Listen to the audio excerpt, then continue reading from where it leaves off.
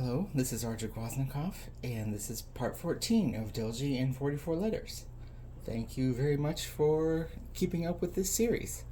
I took some time off to enjoy some of the summer weather and to get some other things done, but I'm happy to continue along with the letters of the Delzhi alphabet. So let's go into number 14. And the 14th letter is something that is real easy to learn to speak because it's equivalent to the letter H that we have in English, the ha sound for words like happy and heavy and hoist and how are you doing? So it's really a sound that is not difficult to learn, so I can dedicate most of this video to just the shape itself and its design and inspiration. So let's go ahead and make this letter, and as you can see, I've already done it a few times. I'm using a little bit of a bigger brush so I can make my writing a little bit more visible. And again, it's actually much easier to use pen. I just like doing a brush for the demonstration to make a nice thick inky version. And it's this kind of odd shape here that starts with this long capsule shape on top, like a lower slightly curved line to the right, and then from the end of that a little curve that goes underneath the whole thing. And this is the capital letter Hetl, and the name Hetl comes from this shape here, which is a dog sled. And you can see here my abstracted sled dogs and sled shape here. And the name of the letter is the same as the word Hetl, and the last letter is the sound that we would write in Latin and contemporary phonetics with TL. And it's actually a sound that is found in a lot of non-Dene languages and a lot of other language families in the Americas, especially Uto-Aztecan. And so you'll see a lot of languages from even where the Aztec Empire was that use that sound. So you can see that TL sound in words like Tlacopan and Tlatoani and a lot of iconic words that are more significant of modern Mexico and the southwestern United States. So that's one of the letters we have in common, and I'll talk about it in full much later on when it appears in the alphabet. But for now, let's talk about Hetl and the shape. So the shape is a dog sled, and where I am on the southern Kenai Peninsula, which is where our tribal nation is, we're one of the southernmost cultures, if not the southernmost culture in the modern area of Alaska that does have a history of dog sledding. And in fact, there is a prominent dog sled race here that actually goes by near where I live. But it doesn't happen as frequently now, and I'll discuss that shortly. And the relationship between dogs and really all cultures in the non-Dene area is really it's really indicative of the environment of that vast forest and cold climate, which is ideal for travel and communication using dog sleds over long distances that are cold. And we're unique in that we have a dog sledding tradition, but we also have Pacific waters and a coastal tradition as well. And that combination is very rare, and only a handful of Dena'ina-speaking cultures have this combination where they are in an environment that has both seafaring and dog sledding, and that's kind of a rarity. And even though we don't really practice in it today for many reasons, one is it's kind of expensive. It's become more of a modernized sport, and it does take a lot of time and work and money to invest into the sport. But also climate is posing a bit of a challenge, and especially where we are, we have a race called the Testamina 200, And 200 may or may not mean kilometers or miles. I think it's kilometers. But that is a race locally that starts in, and I've written the original names of these communities here in a little very minimalistic diagram of the race course. It starts in Gasilat, which is now called Kasilov, comes a quarter of the way south to where I am, Nignalchint, which is now called Nanilchik, and all the way down to almost the coast of the Kachmak Bay, but not quite. It's still in the highlands, to the area kind of outside of the city limits of Homer, which most of the Homer area used to be called Tuget, and there's some differences and some variations of geographical terms down there that I might talk about in the future, because they easily get confused. But that was more or less the course, and that would be the halfway point, and then they would go back, because I think one way down was only 100 kilometers, and they would just be stops along the way. So like a there and back kind of a race. And it's a race that actually is a qualifying event for the Iditarod, and so dog mushers can actually get, I'm not sure exactly how it works, like points based on their rankings and their performance in a race like the Testamina 200, where it would kind of put them higher up in consideration for getting a spot in the Iditarod. And the Iditarod, as we know, is a fairly iconic race held in Alaska. Even though it's not necessarily the world championship, it is kind of the romanticized and storied race that started with actually another pandemic era issue happening at the time farther north of here.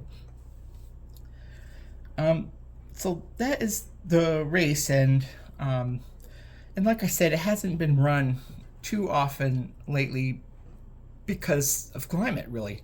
The conditions you need for dog sledding, you need to have a cold, packed snow that isn't too wet, because wet, slushy snow is not a safe running environment for sled dogs, and so sometimes whole races will get canceled, not just here but in other parts of the northern part of the world, because of those conditions. And that's kind of what has been happening to the Testamina 200 in the past decade or so, is very often it's not held at all. And the sad thing about that is when it's not being held for weather and climate reasons, there is a lot less attention and support to keeping it going year by year. And so it's sort of like the preparations that go into it start to dissipate over time. And so now you start to have questions of maybe the race won't even happen because there's not enough people who are willing to help put it on. And that's kind of an unintended consequence of not having races due to climate events. It's kind of like it spirals out. And so even though that's very sad, we do have to remember that kind of like our own tribe and cultural tradition, it's something that we don't participate in. I can't think of any person in my culture, either contemporarily or historically, that was into dog sledding and dog mushing. But even though that is true, we still use the symbolism of dogs and dog teams in culture and history, and the Dena'ina language itself is very evidenced with a really elaborate vocabulary about dog sledding and dogs in general. And that brings me to the symbolism of the dog, kind of in a cosmological sense, because they represent sort of the origins of people. And to kind of put a complicated set of stories in a very simplified terms, we have to imagine in the cosmological definition of things that way back when the land was first created, animals were introduced. And I'm not sure how, there's different variations of that traditional knowledge. But at some point, the animals, out of needing to learn how to live in this new land that has been created, because people and animals came from a different dimension, so to speak, they became partners with each other. And so animals that had a similar quality or used similar things in nature became partners with each other symbolically. It says we're going to be partners from now on and help each other. And some examples of those partnerships are things like porcupines and beavers. They get along, and there's some lore about that. Birds, eagles and ravens. That's a really famous partnership, not just in this culture and Nandene cultures, but all over the northwestern part of the Americas. Those two birds are very meaningful. And even small things like insects, like butterflies and dragonflies, like they partner with each other and help each other out. But all the animals, nobody wanted to be partners with people because they saw people as not trustworthy. They had a lot of infighting themselves. They did things backwards. They couldn't just be content with their own selves. And it's almost like the animals in this cosmological definition already saw people for their urbanization values. They do things so weird. They make odd things. They fight each other. What's the point? But it was actually the dog that chose to become partners with people, because dogs symbolize looking past negativity, and they are on a whole separate tier when it comes to animals and nature because of their domestication. And dogs, or as I've written here, ika, or a group of dogs, or even like a dog team, likaka, they chose to be partners with people.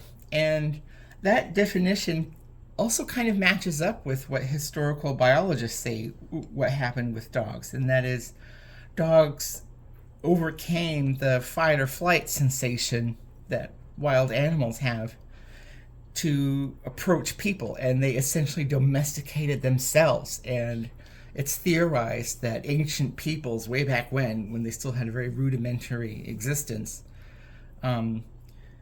they were suspicious of dogs, and it took them a while to learn that the dogs were becoming a part of their world, so to speak. And that's why they're very special. Beyond that definition, dogs have the ability to see the different dimensions of spiritual existence, and that's something that is a feature of Dena'ina cosmology, at least in the way that I've learned it and interpret it.